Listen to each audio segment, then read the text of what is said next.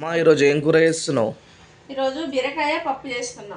బీరకాయ పప్పు ఎలా చేయాలో చూపిస్తా. బీరకాయ పప్పు కావాల్సిన ఐటమ్స్లో ఒక కప్పు కందిపప్పు తీసుకున్నా, 1/2 కేజీ బీరకాయలు, 4 పచ్చిమిర్చి, 2 రెడ్ మిర్చి తీసుకున్నా, కొంచెం కరివేపాకు, ఒక ఎల్లిపాయ, కొంచెం చింతపండు.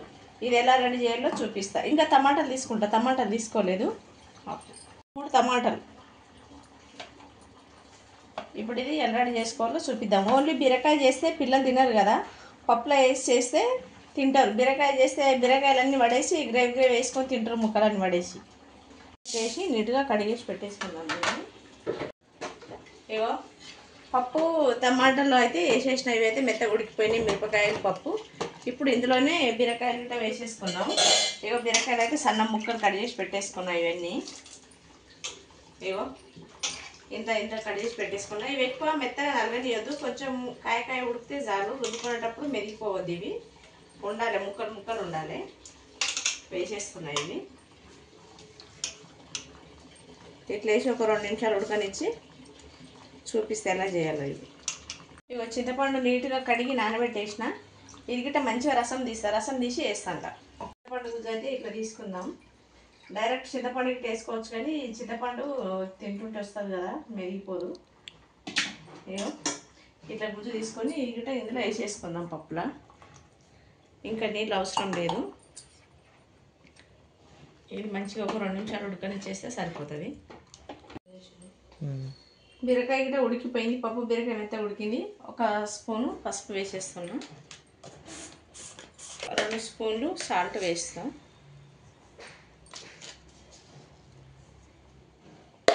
చాలా సింపుల్ ప్రాసెస్ ఇది. కర్రీ గిట్ట తొందరగా అయితే ఎక్కువ టైం పట్టదు. ఇంకో నిమిషం ఉడకనిచ్చి కొంచెం ఇట్లా రుద్దినట్లు చేసి మంచిగా మెరగనిచ్చి తాలింపు వేసుకుంటే సరిపోతుంది. పప్పు బీరకాయ అయితే మంచిగా ఉడికిపోయింది. ఇప్పుడు దీన్ని దింపేసుకొని రుద్దేసుకుంటే సరిపోతుంది. పొయ్యి ఆఫ్ చేసేస్తున్నాం. కొంచెం దీన్ని మెత్తుకోవాలి, మెత్తగా అయ్యేదాకా. మరీ మెత్తగా కాకుండా కొంచెం అట్లా.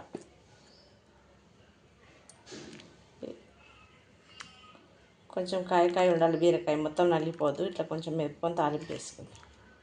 రెడీ అయిపోయింది. ఇప్పుడు తాలింపు వేసుకుందాం. ఆయిల్ వేసేస్తున్నాం. సరిపోయినంత ఆయిల్ వేసేసుకోవాలి. ఇప్పుడు పోపు గింజలు వేస్తున్నా. అందులో కొంచెం జీలకర్ర వేస్తున్నా, జీలకర్ర తక్కువ. 2 రెడ్ మిర్చి ఇట్లా చిన్న మిర్చి వేసి 4 ఎల్లిపాయలు పొట్టు తీసి నలగొట్టి వేసేస్తున్నా. కరివేపాకు రెబ్బలు వేస్తున్నా.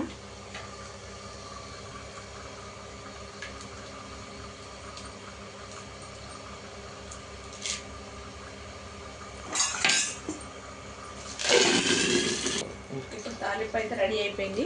పప్పు వేసేసుకున్నాను. ఇలా ఆయిల్ పైకి ఎగరకుండా చిట్టకుండా ఉండడానికి మూత పెట్టేస్తున్నాను నేను.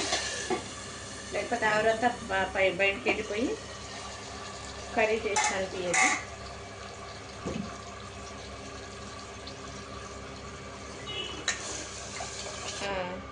బీరకాయ పప్పు అయితే రెడీ అయిపోయింది. చాలా టేస్టీగా.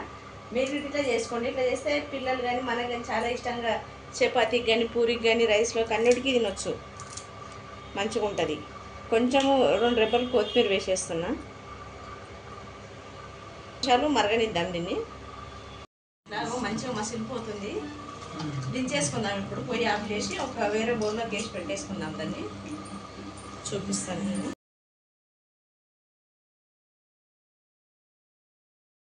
రెడీ అయిపోయింది. ఒక బౌల్లోకి వేసి పెట్టేసుకుంటున్నాను.